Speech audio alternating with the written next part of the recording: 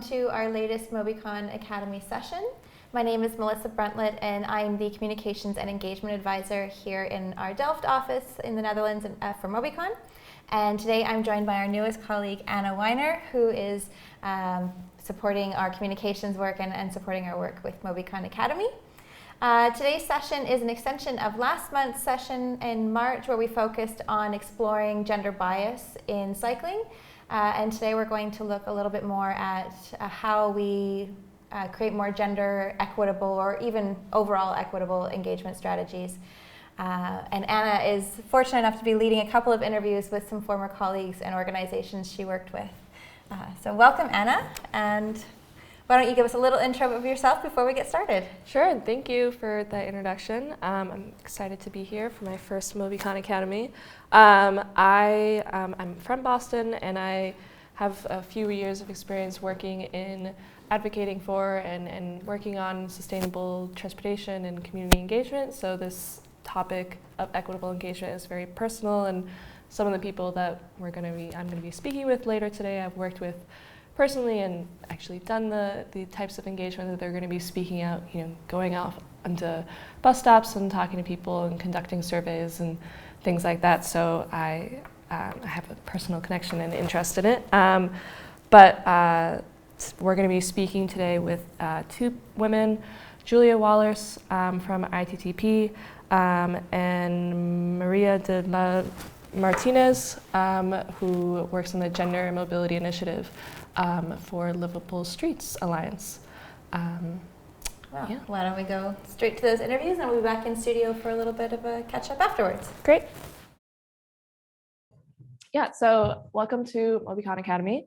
I'm Anna Wyner. I'm the communications specialist at Mobycon, and today we're speaking with Julia Wallerce. You're the program manager for Boston at the Institute for Transportation and Development Policy. So welcome. Maybe if you could give a brief introduction about yourself other than your title. Sure. Yeah. So like Anna said, I'm Julia, and I run the Boston program for ITDP, which some folks might know is actually a global organization focused primarily overseas in the global south. But we have a growing US program currently in Boston and LA. And in Boston, our focus, we've been working here on the ground for almost 10 years now, focused almost explicitly, but of course everything is interdisciplinary, but on bus and bus rapid transit, because that is really a field of work in which ITTP has a lot of expertise, developing the BRT standard overseas and really setting the bar for what BRT truly is as a technology, as a piece of infrastructure, not just a bus in a bus lane. So we've been involved in the whole bus transformation that's been evolving in Boston really since then. That started as a research project, turned into a tactical project of testing elements. What does this really look like? Give Bostonians an opportunity to see and experience themselves, build some proof of concept. And now we're in the really drilling down and trying to work away from incrementalism and move towards that more broad paradigm shifty type of change in our region that brings, bus rapid transit and bus transformation, street transformation as a solution to so many of the problems we face, from climate change to congestion to severe deep equity gaps, to just making our region a better place for people. Great. Yeah. I've definitely noticed the changes happening in Boston over the years when I was living there. So great work so far. So last month, we did another Mobycon Academy session where we started exploring the topic of gender bias in the field of cycling. And one of the challenges that we talked about was the issues of equitable engagement. So just kind of to start things off, how would you define equitable engagement, and why do you think it's important? Well, it's a good question, because ultimately what that question comes down to is a recognition of the difference between equity and equality, and recognizing that equitable engagement is not the same as equal engagement, because people are not all standing on equal grounds with equal access to the same resources, the same opportunities, or even the same experience in life, just as who they are, who they present as. So equitable engagement really means meeting people where they are. And sometimes that means having to work harder and in different ways in order to actually engage them in the process, especially if it's a process that has not historically been accessible to them, or where they don't see how they are a part of it or how they'll benefit from it. So you can't just take the same old, come down to City Hall for a public meeting at 7 p.m. And expect that engagement or its outcomes to be equitable, even though it might be equal in what's being offered to everyone across the board. So that's ultimately the big definition, I would say. Yeah, no, thank you. And yeah, as you said, a lot of the work that you do at ITTP is around buses, and we know that bus ridership is very diverse. What kind of engagement strategies have you used to make sure that you reach the necessary ridership for the people that you want to reach? Right. Well, first, it's important to have a good understanding of who are the people on the bus. You know, if you're trying to reach bus riders or trying to change the bus experience, who is riding the bus and how do they experience their city, and how do you reach them? And ultimately that means finding them at the bus stops, and who are the groups, who are the organizations that represent their interests. So it's generally not just posting a public meeting on the city website. Bus riders, come to this meeting. That's not going to reach. We know that bus riders are predominantly low-income and people of color, certainly drastically more than other modes of transit or transportation. So who are the groups that are representing them, and how do we engage them in the process so that the engagement, the invitation, the messaging resonates and reaches them where they are. So it's really, it has to be in person. It has to be across the board, a lot of different mediums, through a lot of different messengers that are not just your typical government official trying to reach bus riders. Yeah, no, I did some of that type of on the ground at the bus stop engagement for LivableStreets a couple of years ago. Exactly. It's a lot of work, but it's important, and we had a lot of good conversations. So yeah, and we are hopefully coming out of a pandemic, easing out. How has COVID kind of changed how you view engagement or conduct it? Well, I think one of the silver linings to COVID has been that it forced us to rethink a lot of things in our lives, and just business as usual, everything from our work days to how much time we spend with our family, to how we communicate, how we eat. All of these things have really, how we move, have come up. So suddenly we're in a place where no one could do, the business as usual was off the table. So it was kind of a fresh start to rethink how do we do government process? How does a public process work? We can't just do what we've always done. That's off the table. So certainly it opened up the vast world of digital engagement and making that accessible, but that didn't solve it for everyone. If we're talking about equitable engagement, there are huge segments of our population that are not online or are not literate. And often in certain places where we worked last year, in the city of Everett, the bus rider population is predominantly low-income people of color. There's a huge Haitian American population. So to reach those people who were the people we're trying to impact with the projects we were working on, we wanted to engage, their community center, the Everett Haitian Community Center. So instead of, having us or LivableStreets, people who aren't actually from the community, who don't look like the community, we engaged them to do that outreach, to be out there at the bus stops, to be at their church. They were doing some food drives to engage the messaging, sort of connect through where they were. And that, I think, was largely a result of COVID having made everyone rethink how we're reaching one another, and just everything was on the table. And this is really what we should have been doing all along. And this shift was an opportunity to just try things differently. And as a result, we had over half of our survey responses in Haitian Creole, and that never would have happened if it was, just a group of white people from an outside community standing at the bus stop asking questions. Well intentioned, we don't speak the language, we don't look like the people, we might be threatening in some way. So it eradicated those gaps and was really, we were able to evaluate the project more equitably and comprehensively as a result of that. Great, yeah, and that was the BRT project you did in Everett. That's right. Well, we reimagined Broadway, we called it. So, because it was kind of a funny time during COVID. We couldn't just be get on the bus, everyone, like bus, get out there. It was only people who really needed to be moving around should be. This was the heat of the lockdown, but there were still a lot of people on those buses. Who were those people? Well, they're essential workers. You know, there are people who didn't have any other way to get to their health appointments or their food. The bus was and is an essential anchor of their lives. So we looked at not just the bus, but how were they accessing the bus? How were the streets to walk to the bus? How was the conditions at the bus stop? And really put in some physical, distance of care, we called it, rather than just saying, stay 6 feet apart. Just reminders in 4 or 5 different languages to meet people where they are, to remind people of taking care of one another by staying apart, but recognizing that that's not possible when it comes to the bus. And so we handed out masks and hand sanitizer and really brought public health, public safety into the realm of transit in the context of a pandemic that nobody knew what was happening with at the time. I suppose we still don't, but we're in a bit of a different place now than we were. This was in 2020. Definitely. And moving forward, how are you at ITTP trying to look at equitable engagement?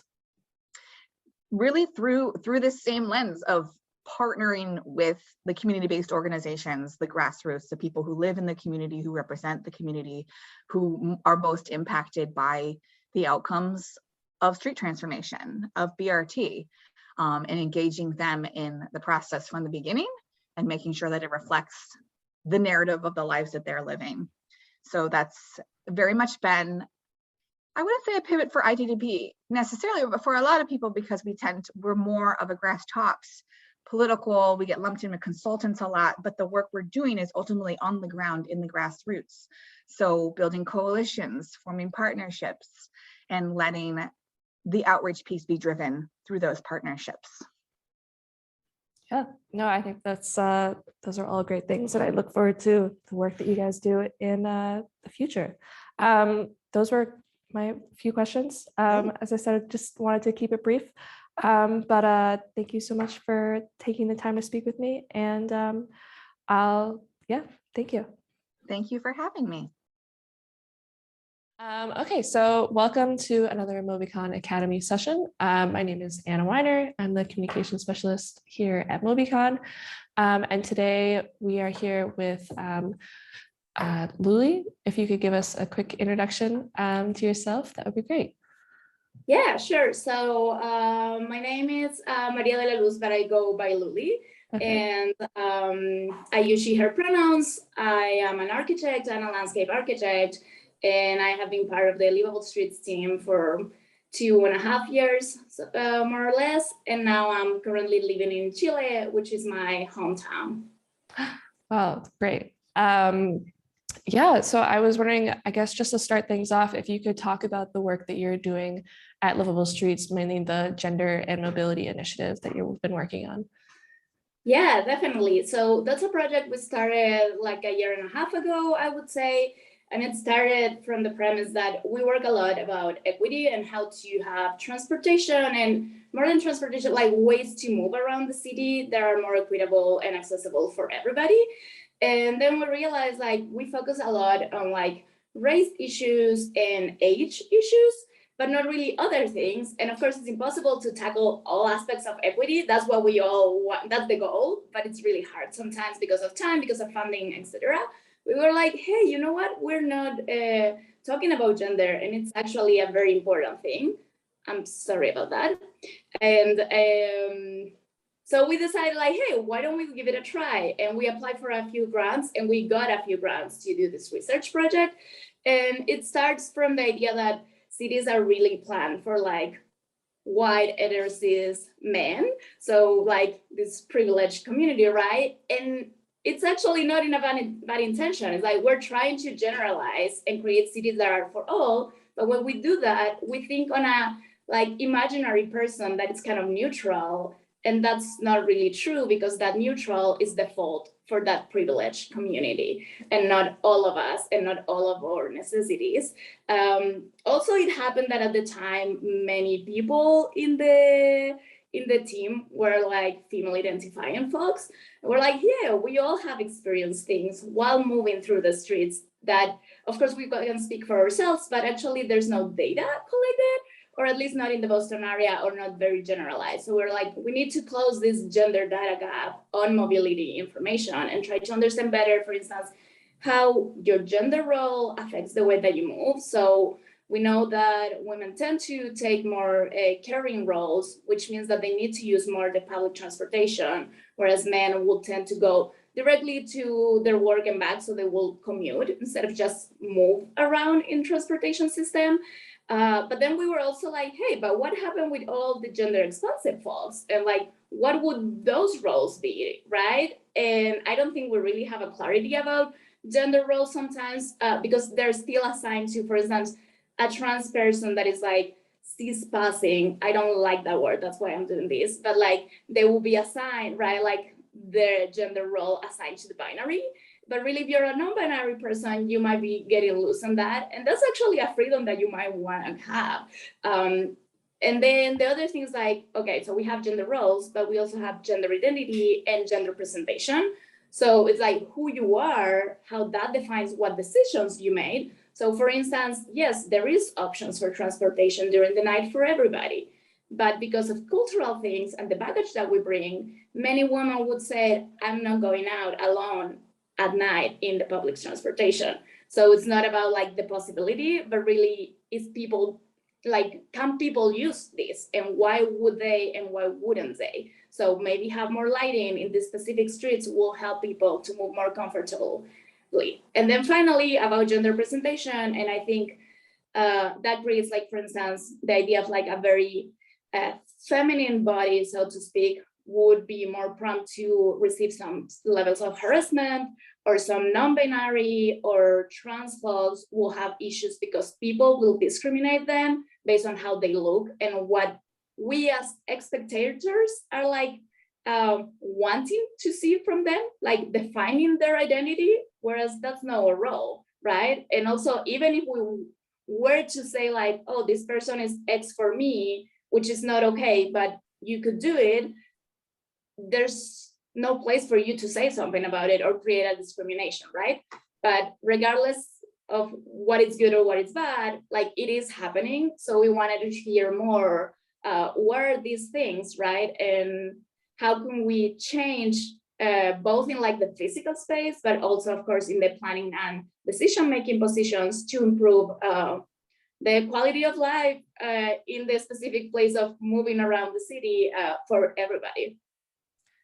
Yeah, no, it's a really interesting project, and I've been enjoying watching it grow since you guys launched it 2 years ago. And I just saw that you released a booklet about the research, kind of summarizing the research that you've done in the past 18 months. Can you kind of talk about that or some of the main highlights that you found from it? Yeah, definitely. So we're actually kind of still in the middle phase. So this booklet is particularly about like community participation and engagement strategies that are more inclusive and affirming for all different genders. And then in the future, we probably will have a different one with like final results from all our surveys that we have been doing in Boston. But I would say highlights is like something basic that we realize is that people that are engaging others to introduce themselves and say what their pronouns are. So other people feel welcome to say what their pronouns are. Something that we ran into talking to people is that actually, yeah, people that fit in the binary really sometimes don't try to see beyond, right? So when you ask them about their gender identity, they're like, what type of question is this? Why are you asking me this? But then you give them the options and they're like, oh yeah, of course. In my case, I would say like, I'm a woman, I'm a cisgender woman. But sometimes people don't even know like the difference between sort of cis and trans.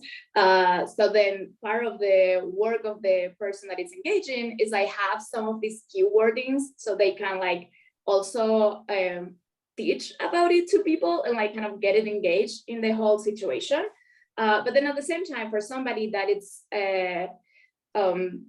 like doesn't what's the word? I don't want to say non-conforming, non-gender conforming because that's outdated. But basically, gender expansive folks, that's the right wording. They feel welcome or more welcome to say what their identity is when you introduce yourself, saying who you are, right? And also it opens the door to also say, I'm questioning, right? Like, maybe I don't know.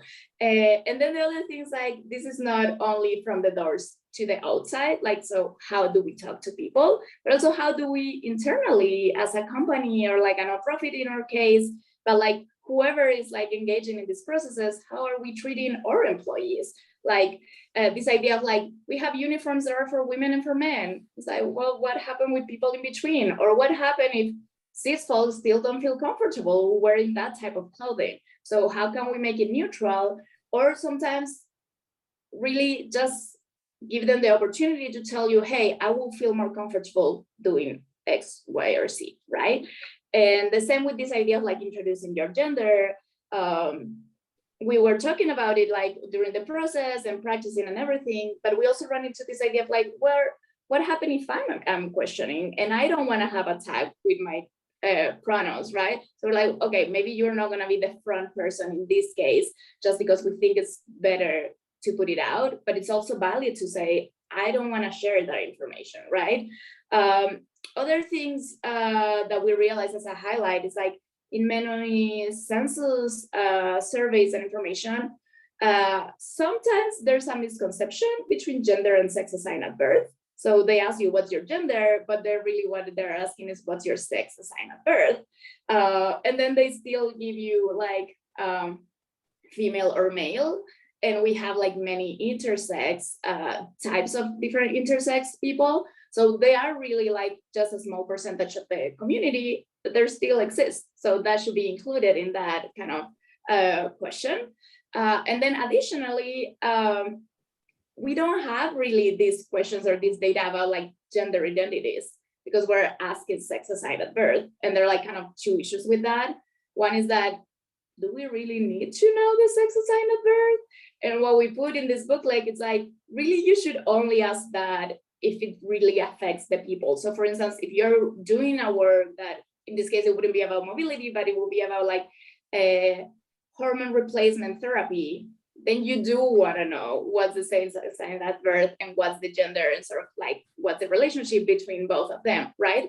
But when there's no health involved and you don't need to know about like sort of what were your chromosomes, it doesn't really matter. We should be asking about gender, and we should be putting several options, and then always include questions about self-identifying, because really gender, there are infinite possibilities. So if you stick it to like 4 boxes, people might not fit on that. And then the last thing is like the whole idea of like gathering this information is to use it to disaggregate the data. So if you're not gonna kind of see the relationship between the other questions that you do and the gender identity, what would you even ask, right? So in our case, we were realizing, for instance, we asked gender, and then we asked what a street will make comfortable for you. And we realized that men tend to reply like with 1 or 2 things, and we offer like 15 options and then like another option. And women will reply with like 10 or 12. And the same with like gender expansive folks, they would mention many more options. So that was interesting in the sense that even when people said like, I don't think gender affects how I move through the city, then these type of responses show that it actually affects, because you are pointing out many more options or of things that you need to make your mobility better. Wow, those are a lot of really interesting highlights and a lot of things to think about and make sure that we implement when we move forward in doing our equitable engagement. I guess, you know, while you've been doing this project, COVID has been happening. We've been living through a pandemic. So how has that affected how you view equitable engagement, and how are you planning on moving forward from that? Yeah, that's a very interesting question that I feel like all of us have been thinking about during the past 2 years. I mean, all of us that work with communities. What I would say is that it really affected us, especially at the beginning, because there was so much uncertainty, and we were like, can we go outside? can we not? And then, but at the end of the day, what we have realized is that even though there are a few more risks of being outside, it was like, we need to take all the precautions. We did a protocol of like what people engaging others in the street should do or not do, right? But we're like, we need to have both. So we said, like, we still need to have online tools, and we had a participatory map as part of this process and an online survey, but we also still need to have in-person interactions, or like door to door, right? Even if like, so in that sense, for instance, we did ask people to, instead of just stopping everybody in the street and be like very upfront, be like, hey, like from a little bit of more of distance, can I ask you a few questions? Are you comfortable with me getting closer? Do you want like hand sanitizer before we start talking, etc.? Like sort of like create an environment of safety, and always like keep your mask on, keep the distance, etc. But we realize is that not everybody has access to the internet, or not in the same ways, right? So something that I feel like I have run into a lot of folks that is like, but no, we can do everything online. And I'm like, yeah, online tools are great, but we can't rely on them because we're not getting to the same folks, right? And at least in the type of service that we have run, we realize that online things are responded much more for like the demography of the people that are replying to these surveys are mostly white people. Whereas the industry surveys, because we're actually working in Columbia Road, which is a neighborhood that is mainly Black and Latinx, but like we get like responses from Black and brown people, right? So in that sense, something that we like to say at LivableStreets, it's always like, we need to meet people where they are. And people are in the streets, right? And that's how you get their input. Especially also things like, how do you feel about traveling here? It's much more easier to kind of remember that experience when you just had it, right? Or you're currently having it, than if you're asked and then you're like, oh, last time I was there was, let's say 5 days ago, or it was this morning, but it was fine, right? Like you start losing those nuances. So I feel like both areas bring you different tools to the table. So yeah, I would say like that's our next steps. It's continue to do both. So I would say that at the beginning, we would also have much more engagement in person. And now I would say we have a balance of both. And I think that's kind of the goal, because as I said, like we have different audiences, but also you might have different purposes, right? Like, for instance, we realized that we could still do surveys in the streets, but it was really hard to now make a focus group where you would sit people on a table and draw on top of a map. And for that, we're like, okay, let's just have the participatory map online, because for that type of activity, you really have people touching each other and like breathing on each other's face in real life. And it seems that we're still not ready for that. So yeah, I guess we all need to adapt. Yeah, no, I agree. I think from our previous conversation, it also sounded like having a combination of online and in person, making sure that the engagement is as diverse as the people that we speak to. So yes. yeah, great. Yeah, well, those were just my few questions. Thank you so much for your time, and I look forward to the next kind of booklet coming out of the Gender and Mobility Initiative. Awesome. Thank you so much for inviting us. Yeah. I want to add one more thing that I forget about. Like something that was important in our process too is that we include multi-language right, like tools and information. And this book like is available in English and Spanish. And because in the US, Spanish is the second most spoken language, and particularly in the areas that we're working, it is that way. We also have Cape Verdean Creole and Mandarin. So anyways, I think it's very important in this idea of like reaching people where they are. It's also providing like the languages of the people that are there, and not just say like, oh, we're in the US, so everybody should speak English, and be more like, okay, but what really these people need to be able to communicate with us. And I feel like that implies like also like sign language, etc. Like that's something that we haven't been able to implement yet, but I feel like we should always be thinking in like, how do we get to the broader audience ever? And that's that's it. No. That's a great last point, and definitely something that we need to keep working on. It's hard work, but it's important. So thank you for all the work you do, and thank you for your time. Cool. I'm looking forward to the work that you do. Bye-bye. Take care. Okay. We're back after having two really interesting interviews. I think what was really interesting about the conversations is, although they sort of touched on the same topics in terms of equitable engagement, they sort of had two sort of different lenses, where Julia was focused on, not entirely, but talking about meeting people where they are in terms of the Haitian community, for example, for the BRT study. Luli sort of looked a little bit more at meeting people where they are in terms of their individuals, and understanding that in this really diverse landscape that we keep finding ourselves in as people identify as different genders or different identities in general, understanding we can't be so binary in how we approach them. No, I agree. I think that moving forward in this post-pandemic world, and COVID really showed the inequities that we have in our system, and showed how important it is to really conduct robust, equitable engagement moving forward. So I think we have some good strategies moving forward, and it takes a lot of work, but the work is really important. And I like the tie-in when Julia was mentioning accessibility in terms of digital accessibility too.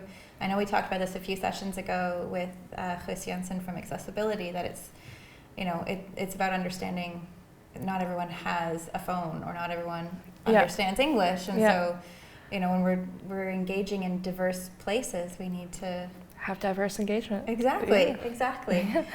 I hope everyone really enjoyed the session. We did. I'm sure we'll have a lot of takeaways for the work that we do. If you would like to learn more about our previous session, just go back into YouTube and check out our previous episode on exploring gender bias, or any of our other sessions.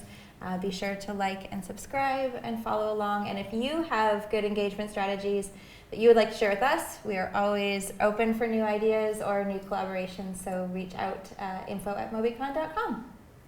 Thanks, Anna. Thank you.